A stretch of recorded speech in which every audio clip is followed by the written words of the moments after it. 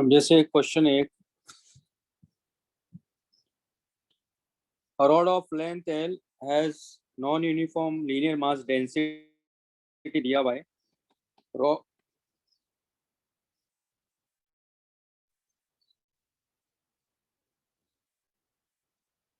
ठीक है, तो rho of x equal to a plus b x by L का होल स्क्वायर, ये हमारे पास में दिया हुआ है। फिर a and b are positive constants है और 0 to L इसकी रोड की लेंथ है। x इक्वल टू 0, ये x इक्वल टू L है। The value of x for the centre of mass of the rod is at, तो यहाँ से x डिस्टेंस पर जाएंगे। ठीक है, और ये dx एलिमेंट लेंगे। तो हमारे पास कॉन्सेप्ट क्या है, x dm divided by dm, ये हमारा एक्सियम होगा। पहले dm निकाल लेते हैं, तो dm कितना होगा यहाँ, रो ऑफ x, क्योंकि लीनियर मास डेंसिटी है, मास पर यूनिट लेंथ है, इनटू dx करेंगे तो ये dm आ गया। तो ये आ जाएगा हमारे पास में x rho of x dx, इसको इंडिकेट करेंगे 0 to L डिवाइड बाई, ये हो जाएगा rho of x dx 0 to L, ये वैल्यू पुट कर देंगे। तो आप देख रहे हो क्या हो जाएगा, x a प्लस b, ये हो जाएगा x square by L square,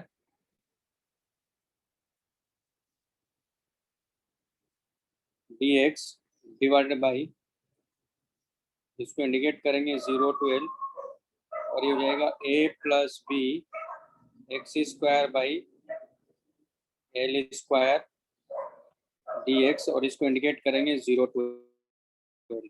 indicate कर लोगे या करके दिखाऊं? कर लूंगा सर। ऐसे करना है।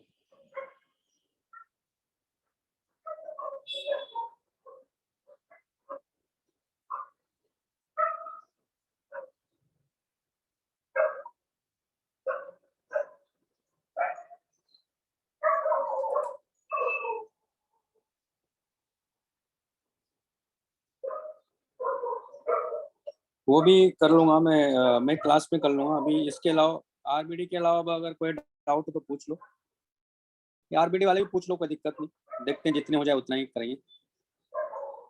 ठीक है, लिख लिया।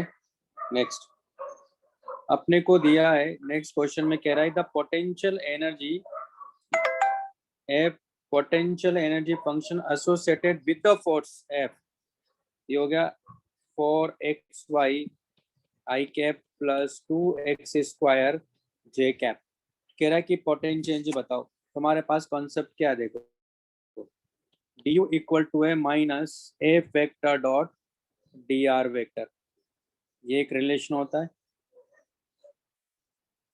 तो ये हो जाएगा हमारे पास में माइनस 4xy आई कैप प्लस 2x स्क्वायर जे कैप डॉट, और ये क्या लिखोगे आप, डी आर को dx आई कैप dy जे कैप dz के कैप। अब i डॉट आई क्या होगा, तो माइनस 4xy, और i डॉट जे और के तो 0 हो जाता है। फिर j cap dot J cap हो जाएगा माइनस 2x स्क्वायर dy। अब होता क्या है एक्चुअली, ये हमारे पास में है। तो यहाँ कॉन्सेप्ट क्या, दरअसल इसका जैसे अभी ये क्वेश्चन है, ये डिफरेंशियल इक्वेशन आपको पढ़ाई जाएगी, क्योंकि इसी को मैं लिख सकता हूँ यहाँ, इसको मैं लिखूंगा, देखो इसको क्या लिख सकता हूँ मैं, minus 2d x square Y, ये लिख सकता हूँ मैं, इसको मालूम है। यहाँ से 2 को बाहर ले लिया मैंने, -2 को, तो ये जाएगा 2xy प्लस एक्स, एक मिनट, ये dx होगा यहाँ, ये dx है, इंटू dx भी तो होगा। तो हमारे पास यहाँ आ जाएगा x y D x plus x square d y. देखो इसको भाई, इसमें सम वो लगाओ, प्रोडक्ट रूल लगाओ, तो -2 तो बाहर ही है। पहले आप किसका डिफरेंशिएशन करोगे, एक्स का, तो वाई को कांस्टेंट रखोगे तो एक्स स्क्वायर का क्या हो जाएगा, 2x ना। फिर प्लस, फिर किसका करोगे, एक्स स्क्वायर को कांस्टेंट रखोगे, फिर वाई का करोगे ना तो डी वाई। ये ऐसे समझ सकते हो आप इसको। तो अब ये क्या है, ये पूरी एक वेरिएबल है। तो जब इसको आप इंडिकेट करोगे, क्योंकि 2 तो कांस्टेंट है, और इसको भी इंडिकेट करोगे तो u इक्वल टू आ जाएगा -2। और इस पूरे का क्या होता है, जैसे dx का क्या होता है इंटीग्रेशन, x होता है, dy का क्या होता है, y होता है। उसी तरह इसका हो जाएगा x square y plus constant, क्योंकि ये इनडेफिनेट है। इसका आंसर होना चाहिए ऑप्शन नंबर 2।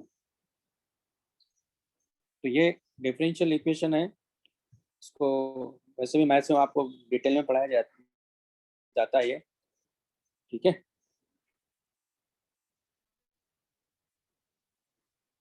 क्वेश्चन नंबर 9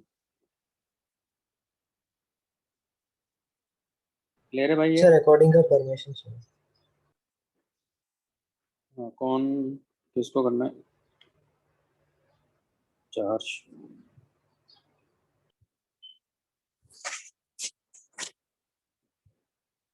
मैं कह रहा हूँ, दरअसल ये फंक्शन है हमारे पास में, du equal to -4xy dx -2x² dy।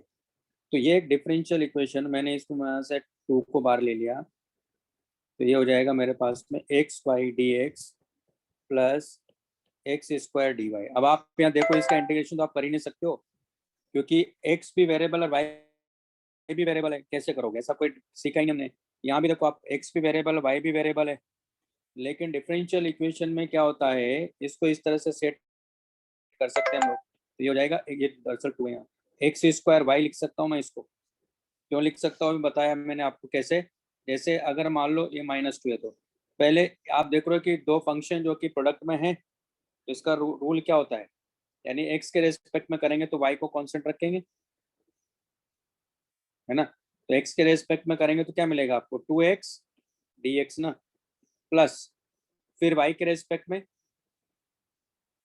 तो y के रेस्पेक्ट में लिखेंगे तो ये तो हो जाएगा x² हो जाएगा dy।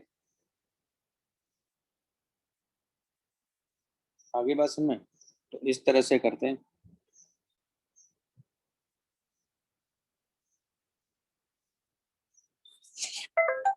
तो ये इसका इंटीग्रेशन क्या हो जाएगा, क्योंकि ये पूरी एक वेरिएबल क्वांटिटी मानी जाती है। नेक्स्ट,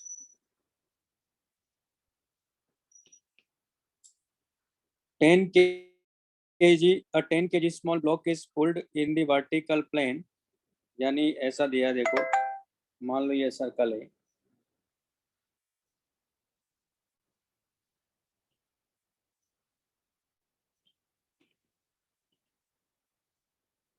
तो दरअसल ये ट्रैक सिर्फ इतना ही है, यहाँ तक। ये एंगल 60 डिग्री दिया हुआ है, यानी जो ट्रैक है सिर्फ ये है। तो ये कह रहा है कि ये ए पॉइंट है, और यहाँ एक स्मॉल पुली है, फिर ब्लॉक यहाँ था, और ये रोप यहाँ से होती हुई इधर आ रही है। तो क्या होगा यहाँ, एक्चुअली कुछ टाइम बाद ये ब्लॉक यहाँ आएगा, तो ये रोप यहाँ से होती हुई इधर की तरफ ऐसे आ जाएगी। हरी बात समझ में। तो यानी यहाँ जो फोर्स लग रहा है उधर की तरफ है, लेकिन क्या कह रहा है देखो, ये एंगल कितना है, सॉरी ये फोर्स कितना है, एफ है। और आप देख रहे हो कि अगर ये आर है और ये भी आर है, तो फिर ये भी तो आर ही हुआ ना। क्यों, क्योंकि एंगल कितना हुआ, 60 डिग्री। ये एंगल भी कितना, 60 डिग्री। तो इसका मतलब ये आर है। तो यहाँ इनिशियल लेंथ कितनी थी, इसकी आर थी। अब इसमें क्या क्वेश्चन देखो, 10 kg block small block is pulled in the vertical plane along a frictionless surface in the form of an arc of circle of radius 10 metre. r equal to 10 metre दिया हुआ है। The applied force is of 200 newton, ये 200 newton है। If the block started from rest at A the speed at B would be. अब आप देख रहे हो कि फोर्स कांस्टेंट है, तो यहाँ आप ध्यान से देखो इसमें करना क्या, देखो जब ये फोर्स यहाँ से स्टार्ट किया हमने, यहाँ से स्टार्ट किया तो ये लेंथ रही होगी, ये पूरा जब आएगा, जब ये ब्लॉक यहाँ आ जाएगा, कहाँ, यहाँ, तो आप देखो कि इसका जो पॉइंट ऑफ एप्लीकेशन है इस फोर्स का, वो कितना चला होगा, वो आर ही तो चलेगा। तो इनिशियली वेलोसिटी क्या थी ब्लॉक की 0, और जब यहाँ पहुंचेगा तो इसकी वेलोसिटी क्या होगी v।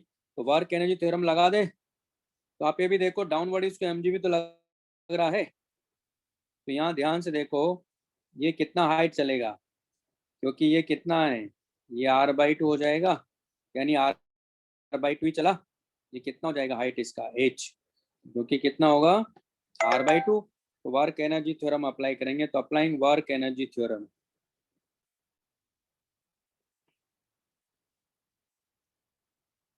तो वर्क डन बाय mg, तो माइनस mg/2 प्लस इस फोर्स का वर्क कितना होगा, तो F इंटू आर ना, क्योंकि इसका पॉइंट ऑफ एप्लीकेशन कितना चलेगा, R equal to change in kinetic energy half mv² minus initial तो 0 ही थी उसकी, ये कर दो आ जाएगा आंसर।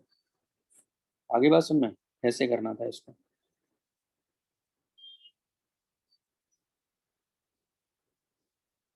नेक्स्ट क्वेश्चन,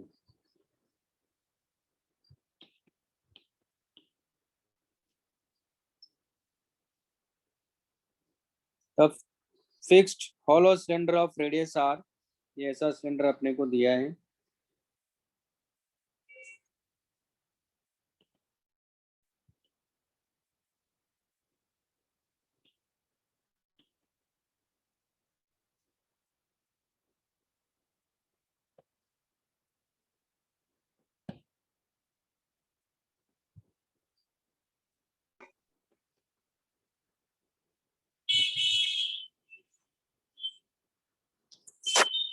क्या कह रहा क्वेश्चन में, fixed hollow cylinder of radius R, R की वैल्यू अपने को दिया हुआ है 30√3 मीटर, with its axis horizontal as shown, AB is a horizontal diameter of shown cross section and C is the lowest point दिया हुआ है। Small block of mass m equal to 1 kg release at rest from point A, यहाँ से release कर रहे हैं हम लोग, इसकी इनिशियल वेलोसिटी 0 है, कहीं कोई फ्रिक्शन नहीं है। There is no friction between block and cylinder, match the statement, the magnitude of maximum vertical component of velocity of block बताना, मैक्सिमम।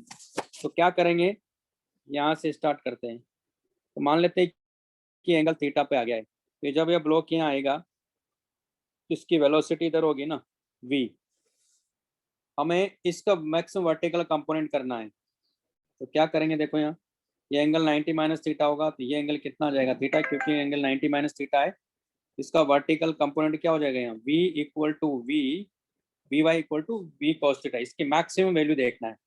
पहले एनर्जी कंजर्व करवा देते हैं, इस लेवल पर पोटेंशियल एनर्जी 0 कर लेता हूँ,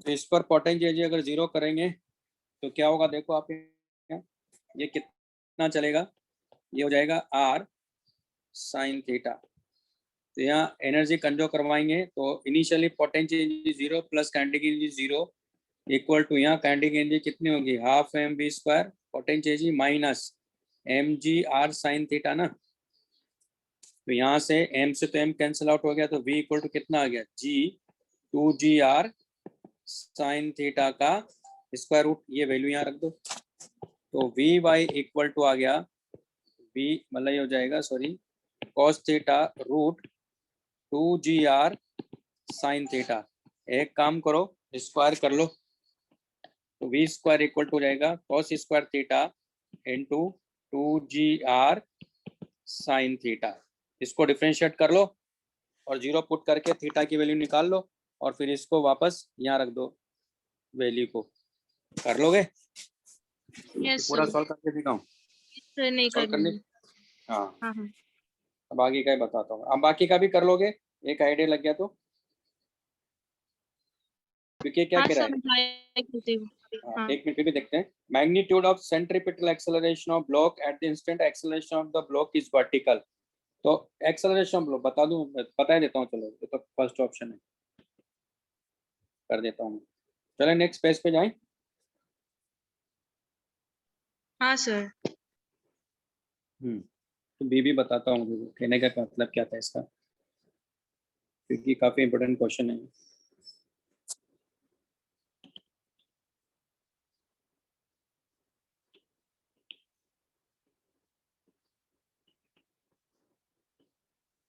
तो ये जब यहाँ कहीं आता है मान लो, अच्छा इसने कहा vertical acceleration, the magnitude of centripetal acceleration of block, पहले चेक कर लेते हैं, क्योंकि यहाँ तो है जब ये ब्लॉक यहाँ होगा ना, तब मालूम है इसका v 0 है, मतलब u 0 है, तो इसका जो ac होगा वो तो 0 ही है, तो इसका वर्टिकल एक्सेलरेशन तो g हुआ कि नहीं हुआ यहाँ। तो जब अगर g हुआ तो ac तो 0 आ रहा, फिर भी यहाँ चेक कर लेता हूँ मैं, यहाँ आएगा तो वेलोसिटी क्या होगी इसकी v, इधर क्या मिलेगा ac, जो कि क्या होगा v²/r, और डाउनवर्ड क्या होगा यहाँ m इंटू जी लग रहा होगा, उसकी वजह से g मिलेगा इधर की तरफ, तो वर्टिकल एक्स नहीं, तो इसका मतलब इसका तो बी का तो आंसर क्या हो गया, बी का तो आंसर हो गया क्यू, क्योंकि एक्सेलरेशन वर्टिकल तो यहाँ मिलेगा, कहीं नहीं मिल रहा, या फिर एक और जगह मिलेगा, रुको, हाँ हाँ हाँ, the magnitude of centripetal acceleration of the block at the instant acceleration of block is vertical, एक यहाँ भी तो मिलेगा, मिलेगा नहीं मिलेगा, इस लोवेस्ट पॉइंट पर ये मिलेगा ना, v²/r, मतलब v c²/r मिलेगा, और ऊपर ही इसको क्या लग रहा होगा नॉर्मल, डाउनवर्ड क्या मिलेगा mg, तो एक ये भी तो मिलेगा, ये भी तो ऐसी है, निकाल लोगे इसको एनर्जी कंजर्व करवा के, यहाँ पोटेंशियल एनर्जी 0 कर लेंगे, कितना हो जाएगा, तो काइनेटिक एनर्जी 0, पोटेंशियल एनर्जी 0, वहाँ काइनेटिक एनर्जी क्या लिखोगे हाफ mv² माइनस mgr ना, तो कितना आ रहा देखो, m से तो m कैंसिल आउट हो गया, तो v c²/r equal to 2g, कितना आ रहा 20, एक तो p आ गया इसका, एक q आ गया, आंसर दो आंसर होंगे इसके बी के, क्लियर है। यस।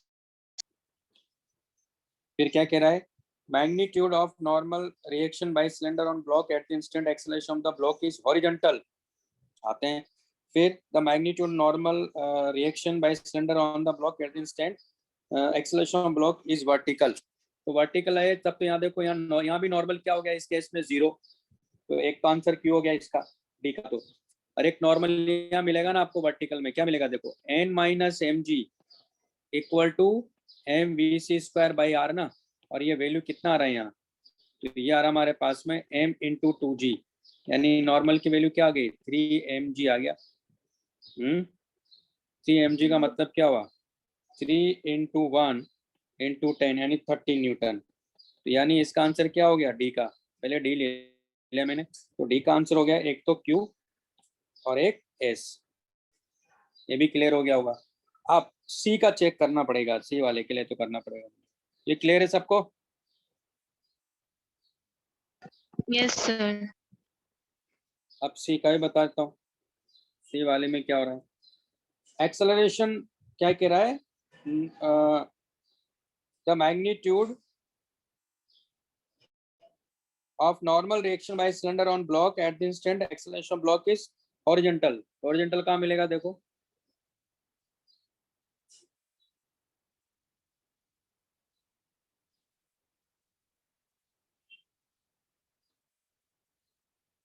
यहाँ कहीं मिलेगा, कैसे देखो एस इधर की तरफ होगा, और एटी हमेशा टेंजेंशियल होता है, और इधर ही इसको वी मिलेगा, और डाउनवर्ड यहाँ क्या लग रहा है इसको एम जी लग रहा है, तो एक तो इसको नॉर्मल इधर होगा, ये एंगल मैंने थीटा मान लिया, तो ये एंगल कितना होगा थीटा होगा, ये कंपोनेंट क्या होगा एम जी साइन थीटा होगा, इसका इधर कंपोनेंट क्या होगा एम जी कॉस थीटा होगा, तो आप यहाँ देखो ये एम में इक्वल टू ये होगा ना एम जी कॉस थीटा, यानी ए टी क्या हो गया जी कॉस थीटा हो गया, और ए सी उधर है, तो हॉरिजॉन्टल होने का मतलब क्या हुआ, हॉरिजॉन्टल होने का मतलब ये हुआ क्योंकि ए सी इधर है, ए टी इधर है, मतलब ये हुआ ये वो एंगल थीटा है, तो ये एंगल क्या मिलेगा आपको, थीटा मिलेगा, यानी ये एंगल थीटा है, ये एंगल थीटा है, मतलब ये होगा कि 80 cos थीटा और AC sin थीटा, ये दोनों क्या हो जानी चाहिए, इक्वल हो जानी चाहिए, तभी तो एक्सेलरेशन ओरिजेंटल मिलेगा। AC sin theta equal to 80 cos theta, AC का मतलब V square by R sine theta, 80 का मतलब तो ये है, तो G cos स्क्वायर थीटा। अब V स्क्वायर की वैल्यू निकाल सकते हो, एनर्जी कंजो करवा लो, ओके सर। कर लोगे अब? Yes sir. तो सर आप थोड़ा हाँ पहले वाले पेज में आएंगे? हाँ हाँ, एक मिनट, ये डी ऑप्शन का लिए था।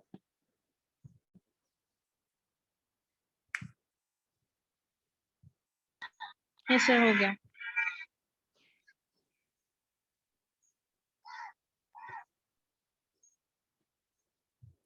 ठीक है ना, तो आप यहाँ देखो कि अब हमें तो नॉर्मल चाहिए, तो net force toward the center करोगे ना आप, यहाँ क्या लिखोगे, n minus M G sine theta, और ये equal to M V square by are. तो आप यहाँ पहले एनर्जी कंजो करवा के, एनर्जी कंजो करवा के, तो ये थीटा है ना हमारे पास में, ये थीटा लिया मैंने, तो ये कितना यहाँ आर साइन थीटा एनर्जी, यानी ये हो जाएगा दरअसल half M V square equal to M G R sine theta.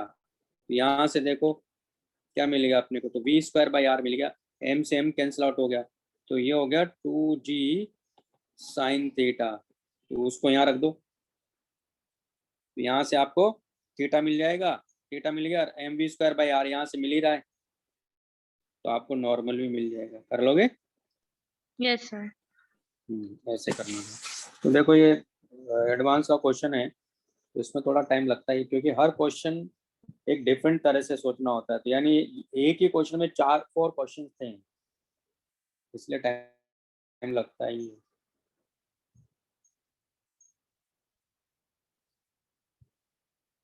Next question, next page पे जाऊं? हाँ sir. Question number 6, the mass of hydrogen molecule, mass of hydrogen molecule दिया है 3.32 into 10 to power minus 27 kg, if 10 to power 23 n equal to 10 to power 23 hydrogen molecules strike पर second, यानी ये पर second strike कर रहे हैं, लेकिन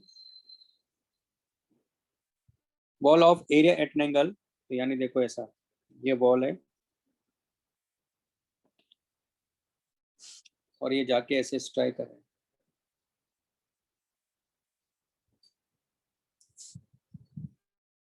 तो ये जो एंगल है ये 45 एंगल है, एलास्टिकली रिबाउंड हो रहे हैं, तो देखो पहले कोई एक को पकड़ लेते हैं, इसकी वेलोसिटी मान लेते हैं v है, तो टकराने के बाद भी इसकी वेलोसिटी क्या हो जाएगी v, क्योंकि इलास्टिक कोलिजन है, ये एंगल भी 45 होगा।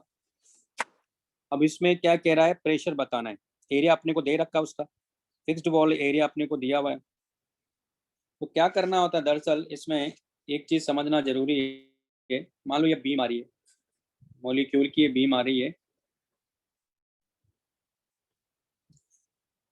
कोई बात नहीं, चलो उससे भी फर्क नहीं पड़ता है, सब पढ़ने की जरूरत ही नहीं है, हमारे पास में नंबर ऑफ पार्टिकल्स पर सेकंड स्ट्राइक कर रहे हो दे रखे हैं, चेंज इन मोमेंटम लिखेंगे, तो आप यहाँ देखो ये एंगल कितना है 45 है, इसकी वेलोसिटी इधर v है, इसका एक कंपोनेंट क्या होगा v cos 45, इधर ये क्या हो जाएगा v sin 45, टकराने के बाद इधर क्या हो जाएगा v cos 45, और इधर क्या हो जाएगा v sin 45, तो चेंज इन मोमेंटम की अगर आप बात करोगे तो ये मैग्नीट्यूड में क्या आ जाएगा 2mv cos 45 आ जाएगा, बात समझ सबको, क्योंकि ये तो दोनों सेम ही डायरेक्शन में, तो कैंसिल आउट हो जाएगा, चेंज इन मोमेंटम लिखेंगे। अब इसको अगर मैं n से मल्टीप्लाई कर दूं तो ये क्या हो गया है, फोर्स हो गया ना, क्यों, क्योंकि नंबर ऑफ मॉलिक्यूल्स पर सेकंड है, और अगर मैं इसको एरिया से डिवाइड कर दूं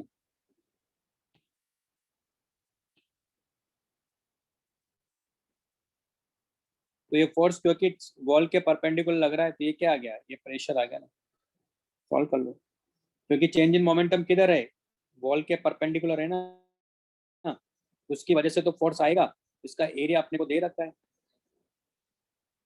क्लियर है भाई? तो आ जाएगा। ये क्वेश्चन था कि 7th भी है? सर 7। ये भी था ना? हाँ sir.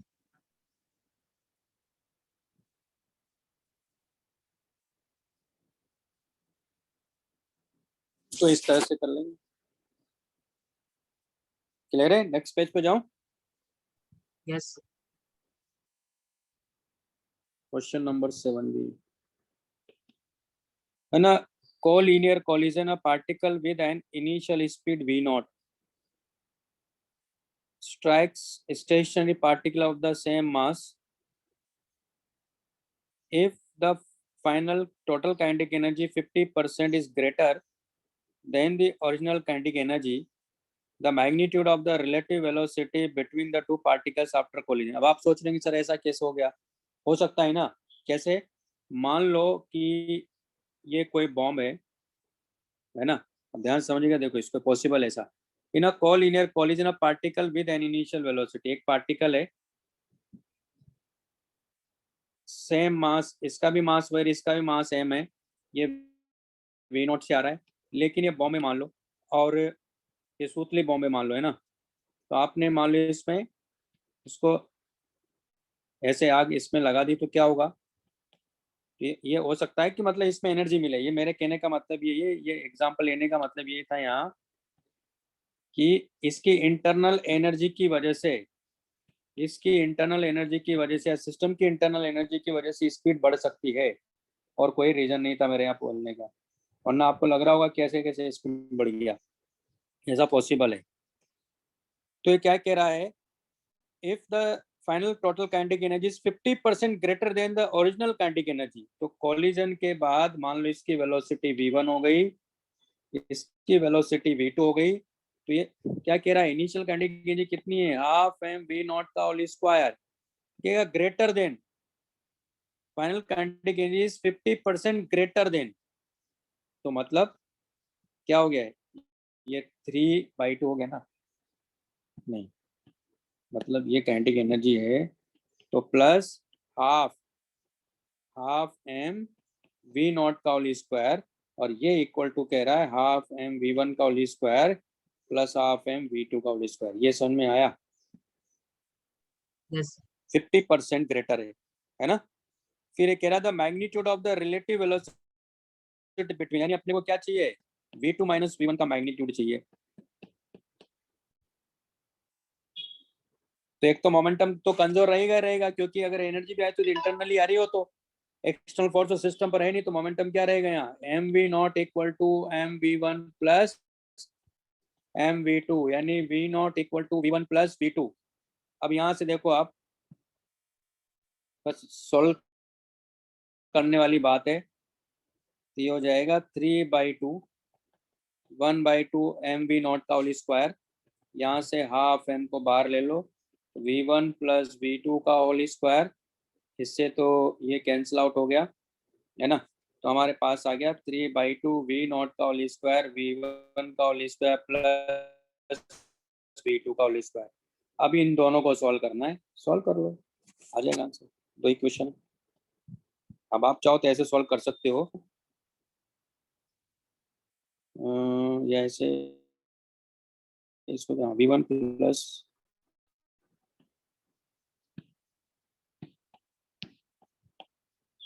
Whole square plus 2 v1 v2, और ये इक्वल टू क्या हो सकता है? v1 का होल स्क्वायर प्लस v2 का होल स्क्वायर, ऐसा लिख सकते हो आप। ये ऐसा करो, नहीं तो इसको प्लस कर लो और यहाँ माइनस कर लो।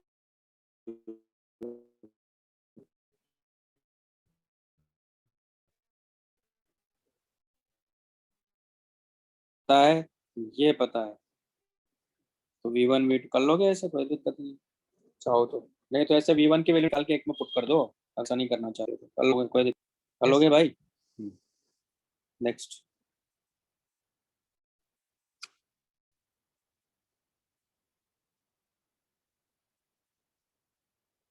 नेक्स्ट है हमारे पास में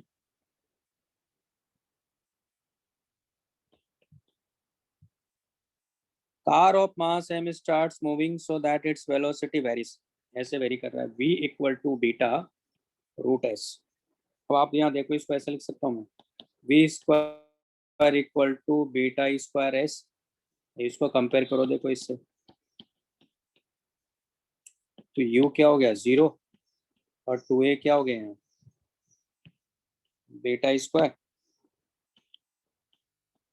यानी एक्सेलरेशन कितना आ गया बीटा स्क्वायर बाई 2। क्या कह रहा है, बीटा कांस्टेंट है, s is the distance covered है, the total work perform by all forces. तो पहले तो फोर्स निकाल लो, ये टोटल फोर्स ये होता है mass into acceleration into M, ये फोर्स आ गया। अब फोर्स आ गया तो डिस्प्लेसमेंट टाइम के उसमें पूछ रहा है, S equal to U T plus half A T square, ये तो जीरो ही है, एस इक्वल टू क्या हो गया हाफ, और ये कितना है beta square by 2 into T square, F into S, क्योंकि फोर्स कांस्टेंट है तो डायरेक्ट लिख सकते हो, तो M beta square by 2 beta square by 4 into T square, तो हमारे पास क्या आ गया M beta two power T square by 8। यही आंसर है, समझ में आया? हाँ सर। नेक्स्ट, चलिए नेक्स्ट क्वेश्चन पे चलते हैं।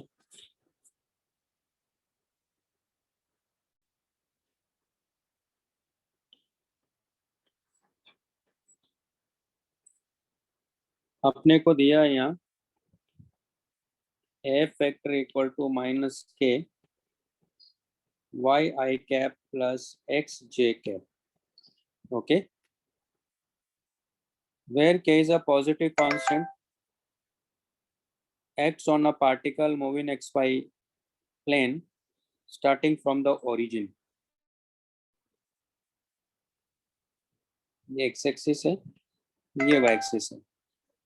The particle is taken along the positive x axis to the point, पहले origin से इसको यहाँ ले गए 1,0 and then parallel to the y axis, और उसके बाद यहाँ से ले गए यहाँ a, यानी O से A फिर B। क्या total work done by the force बताओ। तो पहली बात तो वेरिएबल फोर्स है, तो हमें मालूम है कि वेरिएबल जब फोर्स होता है तो हम लोग ये कॉन्सेप्ट यूज करते हैं, F vector dot d r vector, रखो यहाँ माइनस के y i cap plus x j cap dot D x I cap plus D Y J cap plus D Z K cap. तो ये वाला term तो वैसे जीरो हो जाएगा, क्यों, क्योंकि के कैप तो यहाँ दे ही नहीं रखा है, हो जाएगा माइनस के Y D x plus X D Y, इसको के को बाहर ही ले लेते हैं, ऐसा लिख सकते हैं, इसको ऐसे माइनस के वाई डी एक्स माइनस के एक्स डी वाई। अब यहाँ देखो पहले O टू A के लिए जाओ, तो O टू A के लिए अगर आप जाते हो, O टू A में y 0 है तो dy भी 0 है, पूरे टाइम y 0 है कि नहीं यहाँ, और dy भी 0 हो जाएगा। इसका मतलब क्या हुआ कि ये 0 और ये 0, तो W और A तो 0 ही आ गया आपके पास।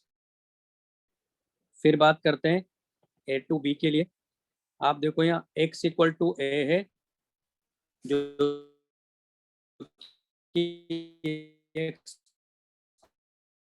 कांस्टेंट है,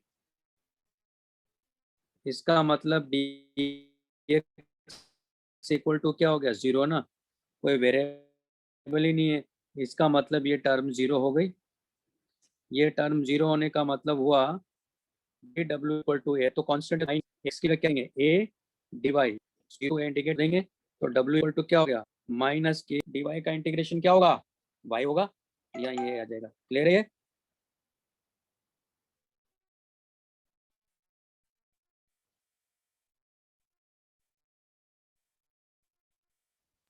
सर हम सीधा जीरो से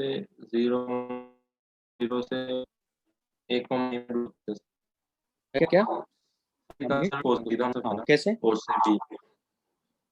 कैसे बताओ? सर हम वो एक्स वाई टी समझ सर वो इक्वेशन ढूंढ सकते हैं ना, y इक्वल्स टू एक्स। हाँ बिल्कुल, कंजर्वेटिव है तो आप ये वाले कॉन्सेप्ट से भी यहाँ से भी कर सकते हो। ये इक्वेशन क्या मिलेगी लेकिन आपको y इक्वल टू एक्स मिलेगी। f क्या हो जाता है? कंजर्वेटिव हो जाता है। तो कंजर्वेटिव हो जाता है तो वो डिफरेंशियल इक्वेशन बन रही है। देखो कैसे, माइनस के को बाहर देखो तो ये y dx है, ये x dy है। तो डिफरेंशियल इक्वेशन क्या बन रही है? देखो माइनस, ये बन रही दरअसल डी एक्स वाई बन रही है। इसको इंडिकेट करोगे कहाँ से कहाँ? देखो 0,0 टू a डायरेक्ट कर सकते हो आप। तो क्या हो जाएगा? इसका इंटीग्रेशन क्या होगा? क्योंकि dx का क्या होता है x, dy का क्या होता है y, तो dxy का क्या हो जाएगा? xy। और 0,0 टू a, यानी माइनस के a इंटू ए, तो माइनस के ए स्क्वायर। आप ऐसे भी कर सकते हो, बिल्कुल कर सकते हो। ठीक है, और इस कॉन्सेप्ट को भी याद रखिए। अगर ग्रेडियंट मालूम है ना ये क्या होता है? Del by del X I cap, del by del Y J cap, del by del Z K cap, ये होता है ग्रेडियंट। मेरे ख्याल से किसी को डाउट नहीं होगा इसमें, है ना? तो चलो ये भी हो गया। Next question.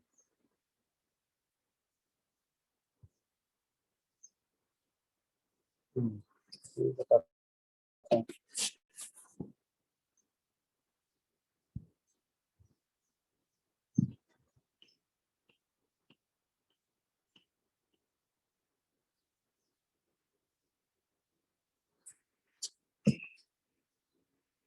क्वेश्चन क्या है?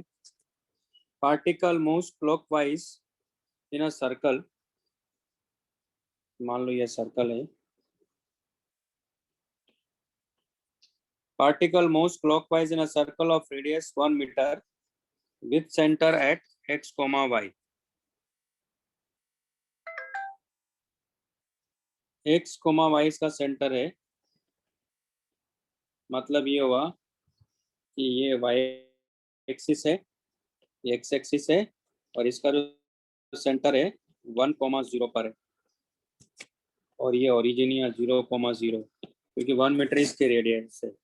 It start at rest at the origin, origin से स्टार्ट होता है एंड ये क्लॉकवाइज डायरेक्शन में घूम रहा है, यानी यहाँ से स्टार्ट होता है फ्रॉम रेस्ट, यानी इनिशियल वेलोसिटी 0 है, t इक्वल टू 0 यहाँ से, at time t equal to 0 its speed increases at the constant rate of this one. इसका मतलब ये दरअसल इसने 80 दिया हुआ है, टेंजेंशियल एक्सेलरेशन है जो कि इस डायरेक्शन में होगा, स्पीड की डायरेक्शन में स्पीड बढ़ाएगा है, तो वो होता है dv बाई dt, और ये इक्वल टू दिया है इसने π/2 मीटर पर second square.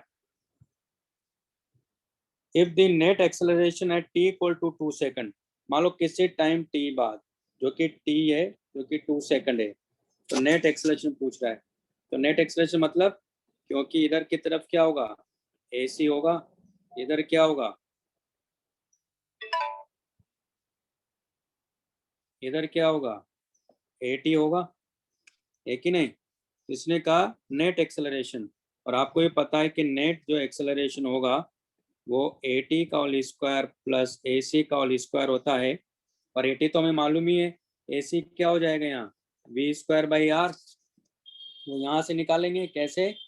dv equal to π/2 dt, indicate कर देंगे 0 टू v 0 to t, क्योंकि इनिशियल वेलोसिटी 0 है, तो v equal to pi by 2 into t, t equal to 2 second, कितना हो गया पाई बाई 2 इंटू 2, यानी v आ गया पाई मीटर पर सेकंड। और AC आपको पता ही है, तो रख दो। AT कितना है, तो पाई बाई 2 का होल स्क्वायर प्लस AC पहले निकाल, ज़्यादा अच्छा रहेगा, तो क्या हो जाएगा pi square by 1, pi square by 1, क्योंकि R की वैल्यू 1 हो जाएगी ना यहाँ, तो कितना आ गया है, तो आ गया पाई स्क्वायर बाई, मतलब पाई स्क्वायर का होल स्क्वायर का स्क्वायर रूट, कितना आ गया भाई, तो यहाँ से पाई स्क्वायर बाई 2 को बाहर लो, तो क्या हो जाएगा, अंदर रह जाएगा 1 प्लस कितना हो जाएगा 4 पाई स्क्वायर, यानी n की वैल्यू 4 है।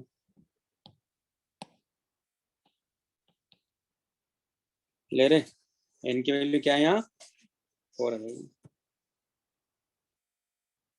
भाई जिसने पूछा क्लियर है, ईशान Yes, क्लियर है sir. आपके? ईशान का आपने एक और क्वेश्चन पूछा था, अभी हटा दिया? हाँ सर, वो समझ गया। अच्छा ठीक है। A2 और E1 दोनों बताने हैं, इसने पूछा है। हाँ कौन है? सर। अच्छा यहाँ पे, ठीक है।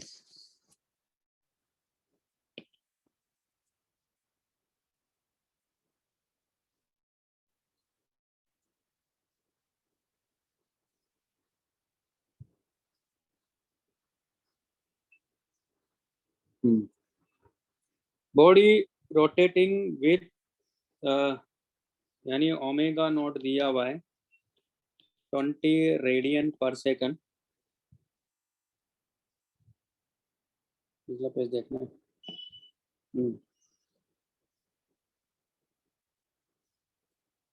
Body rotating with 20 radian per second is acted upon by a uniform torque, providing it an angular deceleration of this one. Okay, तो ये क्या हो रहा है, देखो इसमें बॉडी अगर रोटेट कर रही है, तो मान लो इसका ओमेगा इधर है, तो इसको अल्फा किधर की तरफ लग रहा है, यानी अल्फा पीछे की तरफ है, ओमेगा नॉट इधर है तो अल्फा इधर है ना, तो वो भी दिया हुआ इसने, अल्फा इक्वल टू 2 रेडियन पर सेकंड स्क्वायर। अब इसमें दरअसल ये इक्वेशन आपको मालूम होगी,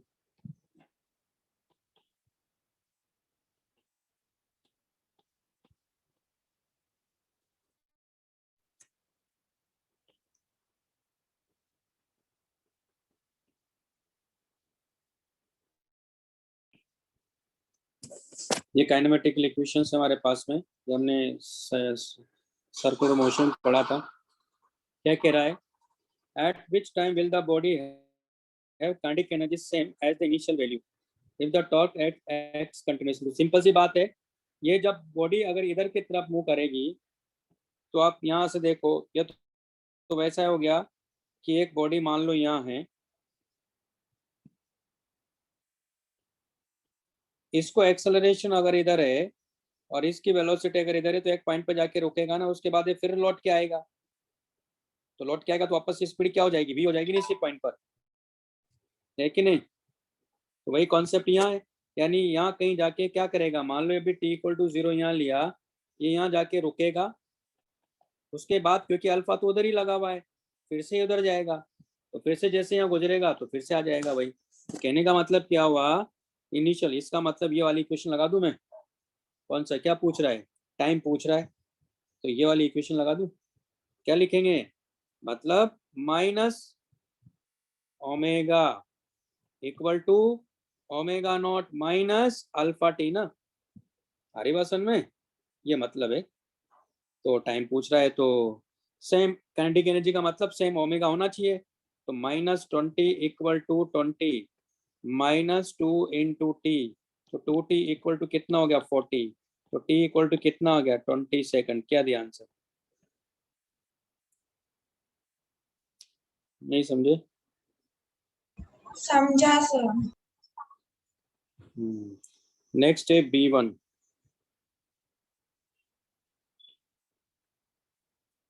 Calculate the moment of inertia of a uniform square plate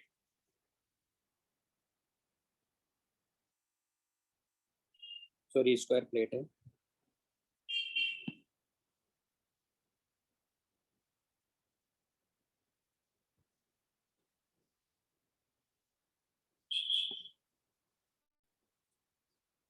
mass capital M है और लेंथ साइड लेंथ इसका एल दिया है।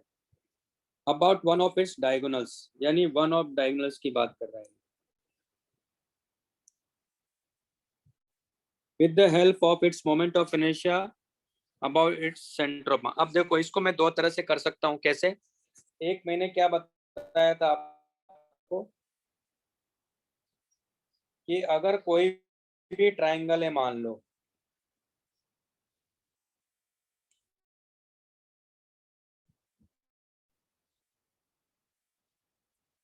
और इस एक्सिस के बाद मोमेंट ऑफ इनर्शिया देखना है, तो यहाँ इसकी अपेक्स की परपेंडिकुलर डिस्टेंस देखना है h।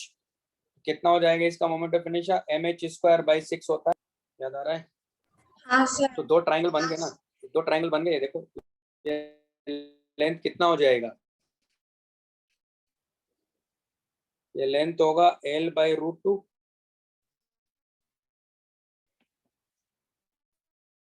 है ना? तो इधर इधर का मास कितना, लेकिन m/2, और इधर का भी कितना है m/2, तो डबल कर लेंगे। रखो इस फॉर्मूले में, तो क्या हो जाएगा? m/2 और h l/6 × 2 कर देंगे ना, ये फिर आ गया। कितना आ गया है? तो 2 से तो 1 कैंसिल आउट हो गया और ये हो जाएगा। तो m/2 वाला आंसर है। इसका कितना आंसर है? ml²/12 क्या दिया है? तो एक तो ये मेथड है, मैं आपका मेथड क्या है। पेज पे जाओ, देखो इसके about moment of inertia find कर सकते हैं, और जो इसके अबाउट होगा वही इसके अबाउट भी होगा। तो अगर ये x है, ये y है, उसी तरह इसके अबाउट का देखेंगे और इसके अबाउट का देखेंगे। तो आप देखो कि x एक्सिस, y एक्सिस, ये 1 और ये 2, इन सब के about moment of inertia same होगा सिमेट्री से।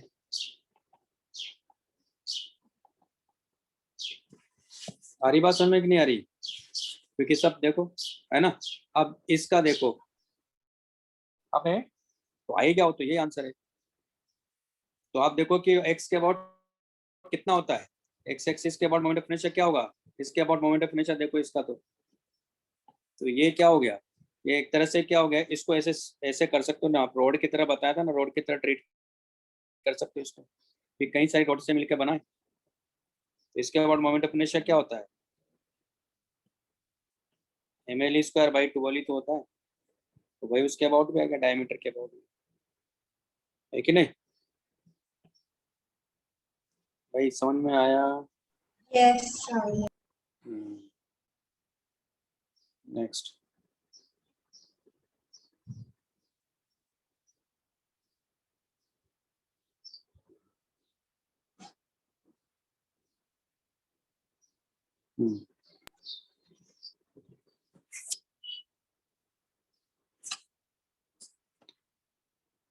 C3,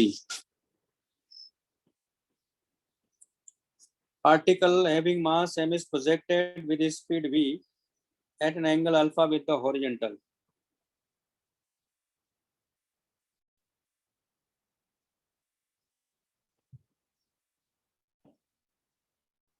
Find the torque of the weight of the particle about the point of projection when the particle is at the highest point. तो आपको ये मालूम है कि इसकी इधर वेलोसिटी क्या होगी, v cos अल्फा, उससे कोई लेना देना नहीं।